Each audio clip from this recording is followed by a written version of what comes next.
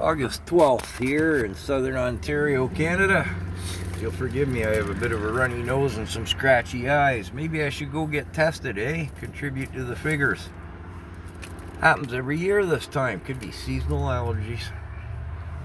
Anyways, as per the title, Canadian Canada supply chain issues and quality control issues. Now, why are we having shortages, wait times, general unavailability of products, or ports are jammed up? What's with all that? I mean, everyone but Trudeau worldwide has put the woohoo boogeyman back to Never Never Land, right? Never happened. It's really part of the WEF's agenda of, what do they call it? Transfer of wealth. You hear that term all the time, even in the mainstream media and the like. Oh, I hear a tractor coming. Woohoo! Too bad John went to work. Two of his same breed of 165s just went by. Sorry, off topic. Yes, that innocuous transfer of wealth that you hear referred to all the time. Social media and the mainstream media. Sounds innocuous. Well, here in Canada, nothing has irked me more than people who say, well, why wouldn't I take the censorship, I can't say certain words. Why wouldn't I take that? It's free. Well, it's not free. We pay for it, us, the peasants. That guy and this guy. We all pay for it. So, the transfer of wealth, okay, goes from the peasant's tax dollar through the laboratory, and ultimately, through a convoluted system, ends up in Daddy Klaus Schwab in the World Economics Forum pocket. Yeah, the transference of wealth. So, back to our shortages, wait times, general unavailability, and quality control.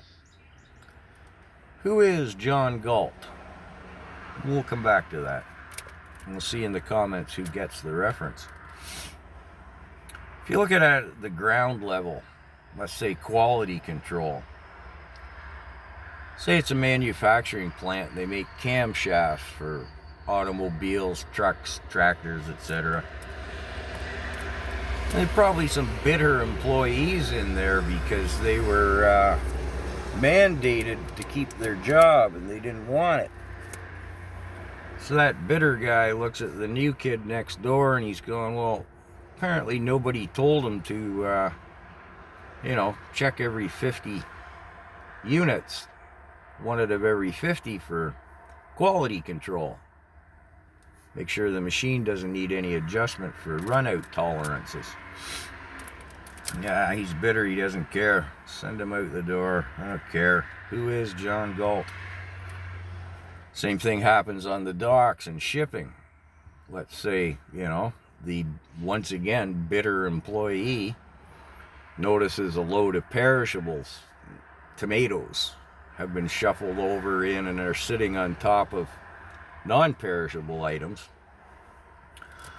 They're melting and gooing down onto the load of long underwear from China that everybody's going to need because they're not going to be able to afford heat and hydro. He just goes, I don't care. Who is John Galt?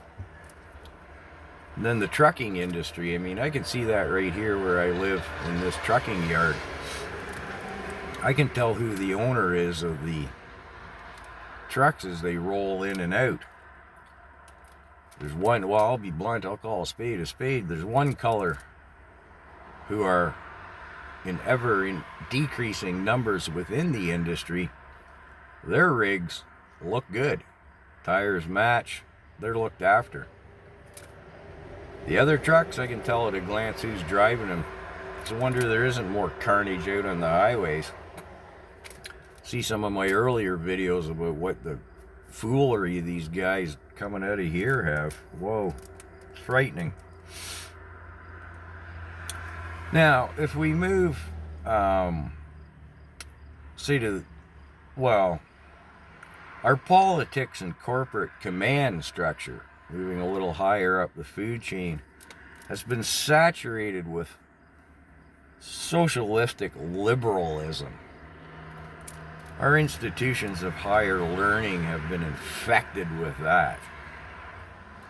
And, well, again, I'll come to the reference. Who is John Galt? So, with our politics and corporate command structure, we also have the Peter Principle. Google that. I needn't explain it. And a lot of the Dunning-Kruger effect. Again, Google that reference if you don't know what it is. All going back to the infestation of socialistic liberalism in our institutions of higher learning. And I'll summate by saying, who is John Galt? That book, I don't want to give anything else away, because I'm curious to see how many people catch what I'm talking about here. John Galt isn't, well, in the book he was a good guy, but in today's world he's turned into a very evil fellow. That would be Klaus Schwab and the World Economic Forum. So, hope you enjoyed that kind of esoteric ramble.